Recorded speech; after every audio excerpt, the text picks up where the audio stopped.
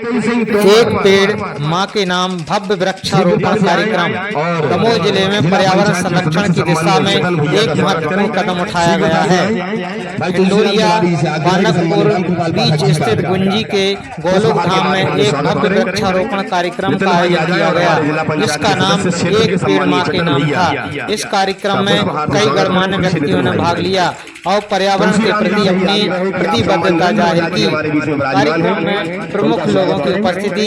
इस खास मौके पर दमोह के कई प्रमुख नेता और अधिकारी मौजूद थे। मंडल के अध्यक्ष भाई देवेंद्र ठाकुर दमोह सांसद श्री राहुल सिंह मुख्य अतिथि के रूप में शामिल हुए। उनके साथ अध्यक्ष डॉक्टर रामकृष्ण कुसमारिया, विधायक उमा देवी खटी, कलेक्टर श्री कोचर नरेंद्र बजाज ने भी अपनी उपस्थिति दर्ज कराई।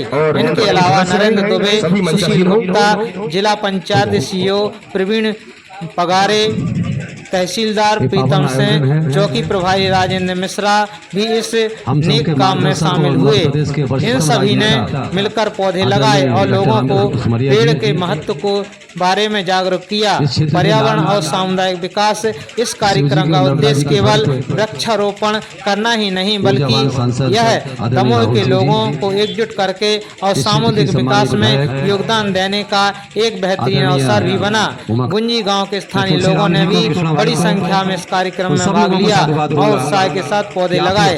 भविष्य के लिए एक पहल इस तरह के कार्यक्रम पर्यावरण को हरा भरा बनाने और आने वाली पीढ़ियों के लिए एक स्वस्थ और स्वच्छ वातावरण सुनिश्चित करने में महत्वपूर्ण भूमिका निभाते हैं। एक पेड़ माँ के नाम कार्यक्रम के यह संदेश दिया कि प्रकृति की देखभाल करना हम सबकी जिम्मेदारी है। देखते रहिए विश्व सद्माना दस्तक न्यूज चैनल। सांस के लिए तरस गए। जब प्रदूषण को लेकर, पर्यावरण को लेकर के इंडेक्स बनता है, बबली दीदी से आग्रह है कि एक बार आप पुनः आए और जनपद सदस्य सम्मानीय संगीता भाभी का भी पुष्पगुच्छ भेंट करके उनका। बोलिए भारत माता की, भारत माता की। भारत सरकार एवं मध्य प्रदेश सरकार के मंशानुरूप हटा विधानसभा की गुंजी ग्राम पंचायत में एक पेड़ माँ के नाम अभियान अंतर्गत बृहद वृक्षारोपण का कार्यक्रम, और इस कार्यक्रम में सम्मानी मंच पर विराजमान हमारे ही क्षेत्र से विधायक रहे, 2008 में कृषि मंत्री रहे और अभी वर्तमान में राज्य पिछड़ा आयोग के अध्यक्ष, और हमारे पिता तुल्य हमारे बाबा जी। और सबसे बड़ी बात तो ये है कि हमारे ही क्षेत्र से लोकसभा सांसद जो संसदीय क्षेत्र का प्रतिनिधित्व कर रहे हैं, ऐसे हमारे युवा ऊर्जावान और बहुत परिश्रमी भैया राहुल जी हमारे बीच में, जनपद सदस्य मातृशक्ति बैठी हुई है, हाकम भैया बैठे यहाँ पे, नरेंद्र भैया भी हैं यहाँ पे, पप्पू भैया भी हैं, और जिला पंचायत सदस्य कटन भैया, और हमारे बीच में पाठक जी, बजाज जी,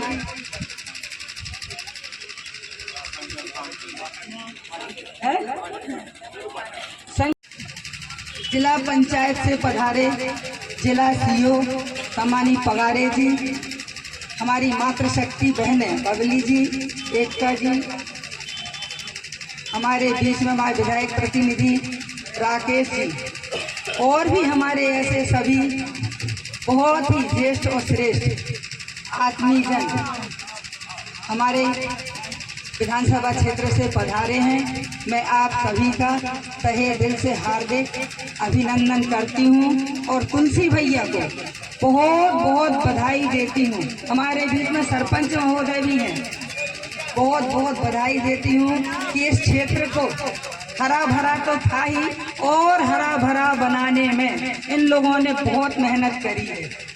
जमीन तक छुड़ाने में इनकी मेहनत आंदोलन कर करके करी है। हमारा कहना है, हम तो ये जानते हैं कि गुंजी से लेके नौन पानी खैरी, ऐसा लगता है जैसे हमारा ये हटा का कश्मीर हो, कश्मीर जैसा लगता है। हमें इसको बिगाड़ना नहीं है और हमें इसको और हरा भरा बनाते हुए बनाना है। और जो पेड़ हम लगाते हैं, जैसे हम सब यहाँ इकट्ठे हुए हैं, हमारा परिवार भी है, हमारे बच्चे भी हैं, तो उन बच्चों को प्रेरित करना है कि जब भी आपका कोई शुभ अवसर आए, चाहे वो जन्मदिन का हो, कोई भी शुभ अवसर बच्चों के बीच में अगर आता है, तो बच्चे जरूर यहाँ आकर पेड़ लगाएं और पेड़ लगाने के साथ साथ उसकी रख रखाव की भी जिम्मेदारी लें। ऐसा नहीं है कि अपन ने पेड़ लगा दिया और पेड़ सूख रहा है, कैसा है, फल फूल रहा है कि नहीं, वो नहीं देखते, पर लगाने के बाद वंदे वंदे वंदे। यहाँ पर उपस्थित सभी हमारे मातृशक्ति भाई और सभी हमारे सहयोगी, हम विधायक जी, हमारे सांसद जी, सबको हमारी दोनों हाथ में प्रणाम।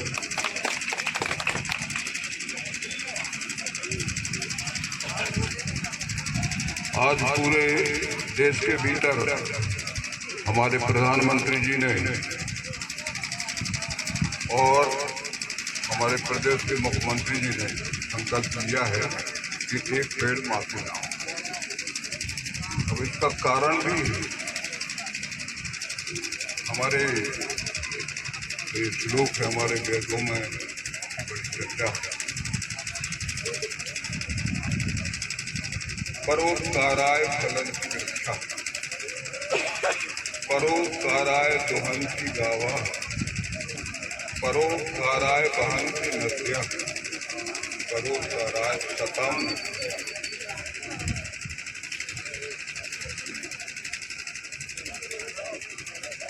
अब इसमें वृक्ष का भी जिक्र आया, गौ माता का भी जिक्र आया। गौधाम है, वो वृक्षारोपण कर रहे हैं और ये वृक्ष और जो भी हरियाली है, बिना नर्मदा मैया, गंगा मैया, जल के बिना। और उसके बाद हमारे संतों की जो तपस्या है और उनके आशीर्वाद से ये फले फूले और हमारी पृथ्वी को एक आश्रय दें, एक पृथ्वी को बचाने का काम। ऐसे इस श्लोक के भीतर पड़ा और उस श्लोक के अनुरूप ही यहाँ पर काम उसका नेतृत्व तो हमारे भैया राहुल जी कर रहे हैं, हमारे सांसद, हमारे विधायक, हमारे जिला पंचायत के सदस्य, हमारे नगर पंचायत के बथैया से और तमाम सब जगह से हमारे प्रतिनिधिगण यहाँ पर पधारे हैं, पाठक भी पधारे हैं, स्वामी पधारे हैं। तो सब लोग जो है, सबके मन में ये भाव है कि ये प्रकृति जो है ये बढ़िया जल पावक कदम समीरा पंच रजत है अदम शरीर। अपना शरीर के भीतर जो पंच तत्व वो सारे विश्व ब्रह्मांड के भीतर, और ये पंच तत्व इनका यदि बैलेंस बिगड़ा तो फिर सब बिगड़। आपका बर्फ पिघल करके समुद्र की जो है वो सीमा जो है वो मर्यादा को छोड़ रहा है, तो प्रलय की स्थिति संसार की बनने वाली थी। तो उस बात को दृष्टिगत रखते हुए हमारे दूरदर्शी नेता, हमारे मुख्यमंत्री, हमारे प्रधानमंत्री, हमने ये सोच करके कि यदि ये पृथ्वी रहेगी, ये धरती रहेगी, ये प्रकृति रहेगी, तो हम सब रहेंगे ना यहाँ पर कोई। और इसलिए जो है ये जो कार्य शुरू किया गया है हमारा जो भारत है ये सारे विश्व का आध्यात्मिक गुरु है, सारे विश्व का आध्यात्मिक गुरु है। यहाँ की जो संस्कृति है उसके आधार पर ही ये विश्व ब्रह्मांड चल रहा है और आज तक बचा हुआ है और उसी के द्वारा ये आगे भी बचेगा और बहुत सुंदर होगा प्रकृति। जो हमारे ये जो भाव बन रहे हैं यहाँ ये गोलोक धाम में हम जो वृक्षारोपण कर रहे हैं ये इस तरीके से तमाम जहाँ देखो आप वहाँ आपको शायद पता नहीं होगा, आपको मालूम है आपका क्षेत्र है ये जमुनगढ़ है यहाँ, ये जमुनिया गाँव, वहाँ हमने जब हम पहली बार विधायक बने थे हम ताजुब करेंगे करीब 1 लाख पारिजात के वृक्ष प्लांट करवाए। आज भी वहाँ जा करके आप देखें तो वो उसको देख करके जमुनगढ़ को आप सब लोग जो मेरा ये कह रहे हैं वो बना बनाया है वहाँ पर कम से कम 1 लाख पारिजात के वृक्ष होंगे, उनकी सुरक्षा का प्रबंध करवाने की आवश्यकता है और एक बार सब लोग वहाँ पर कभी न कभी जब मौका लगे उसको देखने को देखते। तो बिना पर्यावरण के बिना इसके हमारा जीवन व्यर्थ।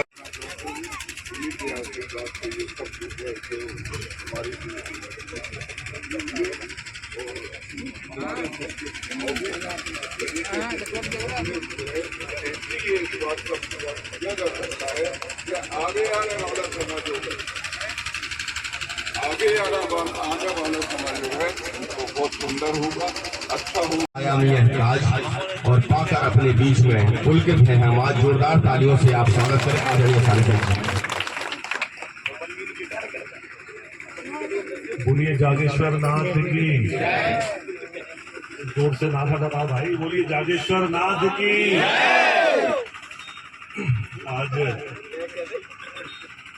गुंजी ग्राम के गोकुल धाम में हम सबके बीच में विराजमान है आदरणीय बाबा जी, तो जैसा उनका नाम है और वैसे ही उनके साथ एक स्लोगन जुड़ा हुआ है, शायद सबने सुना होगा कि बाबा बड़ा दिलेर है, बुंदेलखंड का शेर है।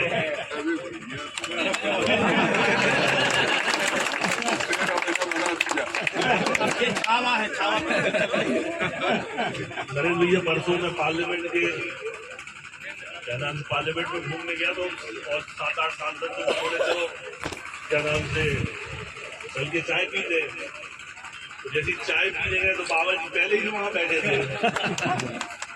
तो बाबा जी इस उम्र में भी कभी भोपाल में मिल जाते, कभी दिल्ली में मिल जाते, कहीं भी मिल जाते, तो निश्चित ही बाबा जी आपकी ऊर्जा जो है आपका काम करने का तरीका हम लोग को नया रास्ता दिखाता है और बताता है कि हर उम्र में हमको तैयार रहना चाहिए हर परिस्थिति के लिए। एक बार जोरदार ताली बजा के बाबा जी का हमारी ऊर्जावान विधायक यहाँ बैठी है, जिला पंचायत के सदस्य बैठे पाठक जी, नरेंद्र प्रधान जी, हमारे मंडल से पाठक जी, हमारे दोनों मंडल के अध्यक्ष बैठे देवेंद्र जी, विजय जी, जिला पंचायत के सीओ तिवारी जी, नर्मदा दीदी यहाँ बैठे हुई है, हमारे पप्पू चाचा जो आपके जनपद सदस्य है, नरेंद्र भाई साहब यहाँ विराजमान है, हातम सिंह जी, संगीता जी सरपंच, और हमारे कहाँ है पेशवा तुलसीराम जी, कहाँ है पेशवा तुलसीराम जी बैठे हैं, कृष्णा बैठे हैं, नरेंद्र भाई साहब जो हम यहाँ से जिला सदस्य थे।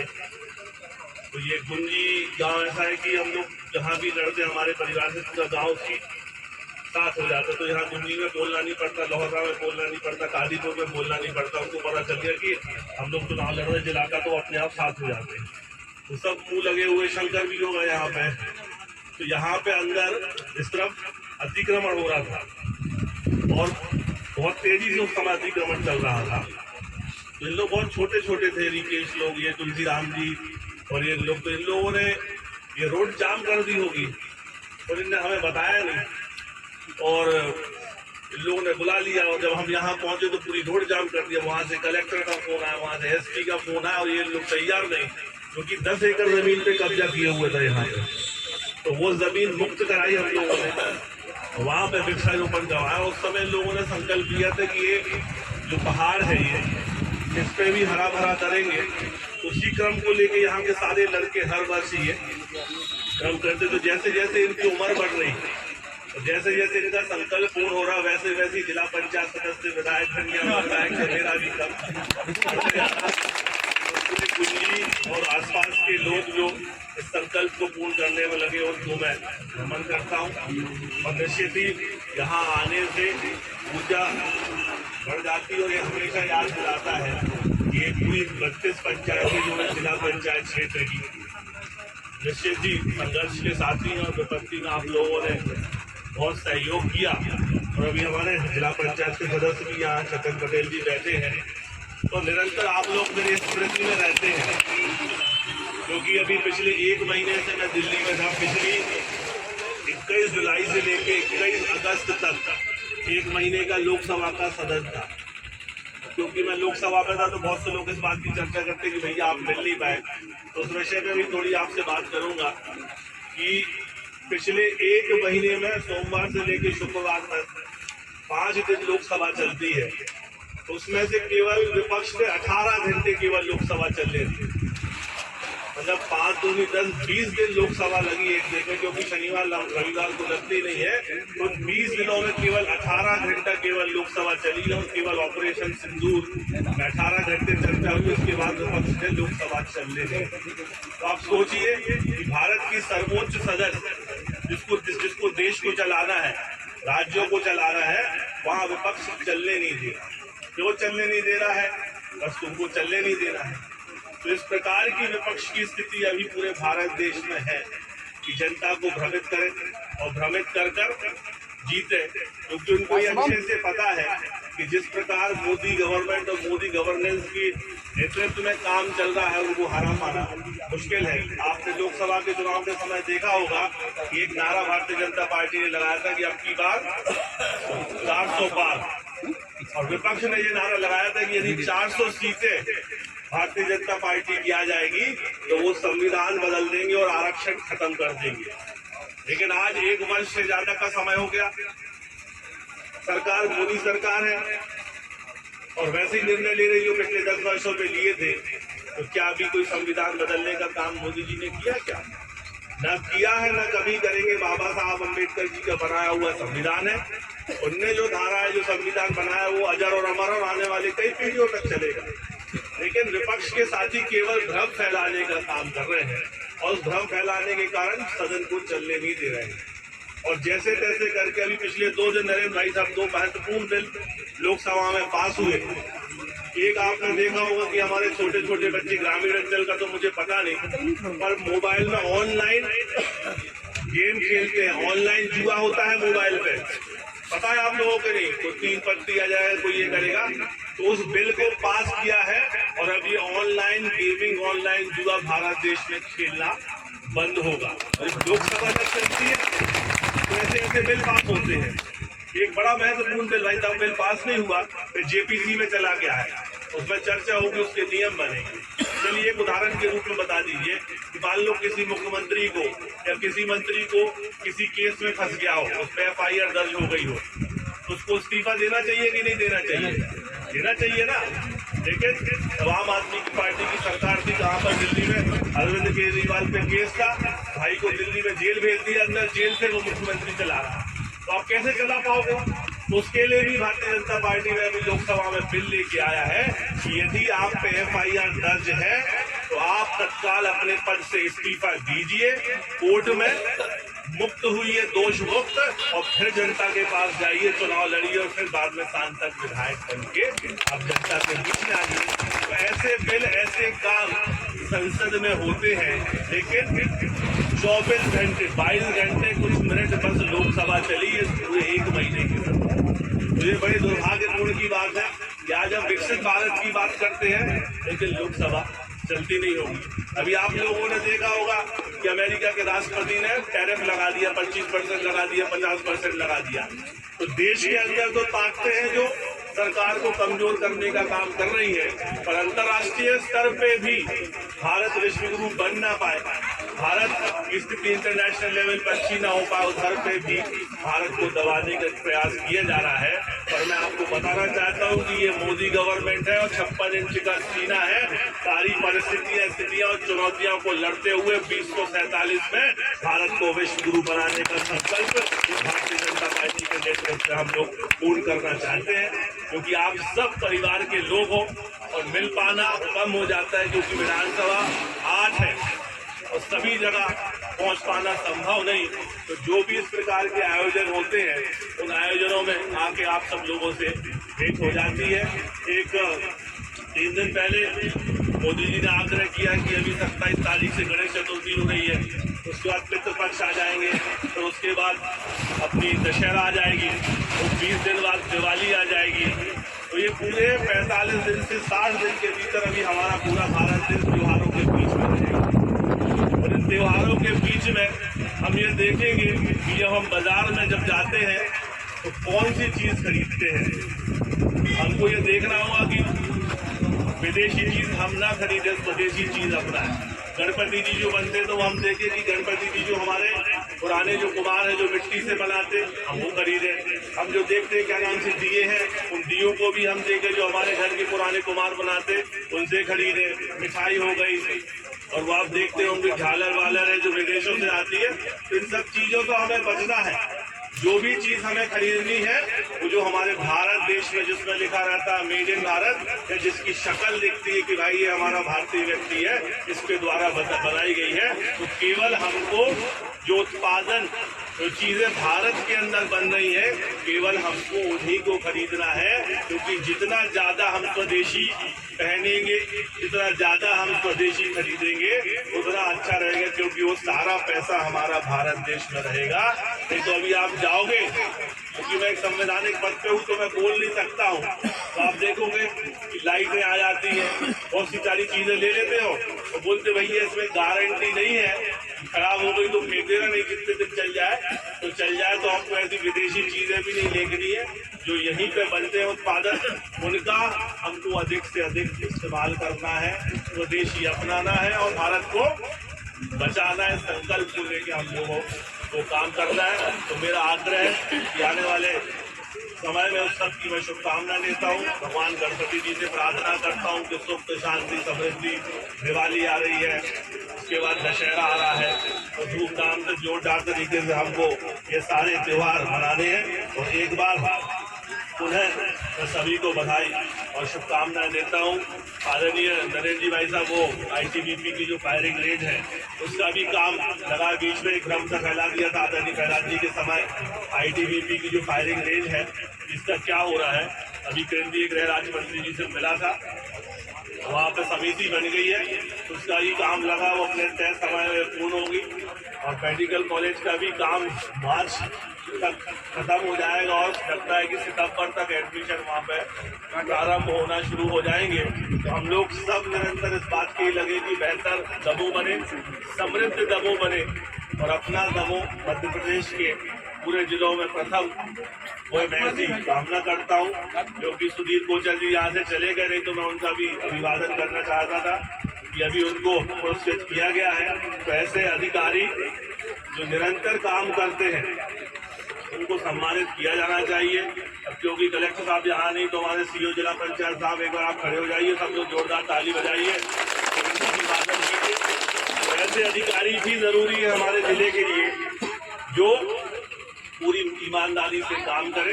क्योंकि जनप्रतिनिधि, अधिकारी और आम जनता जब तीनों मिलके काम करते हैं जभी ही प्रथम स्थान पर वो जिला पहुंचता है। तो एक बार पुनः सभी लोगों का हाथ जोड़ के मैं वंदन और अभिनंदन करता हूँ, जागेश्वर नाथ जी के चरणों में नमन करता हूँ। और ये अभियान बंद ना हो। कहाँ है पेशवा जी, तुलसीराम जी, ये जागेश्वर नाथ की बहुत बहुत धन्यवाद। सम्मानीय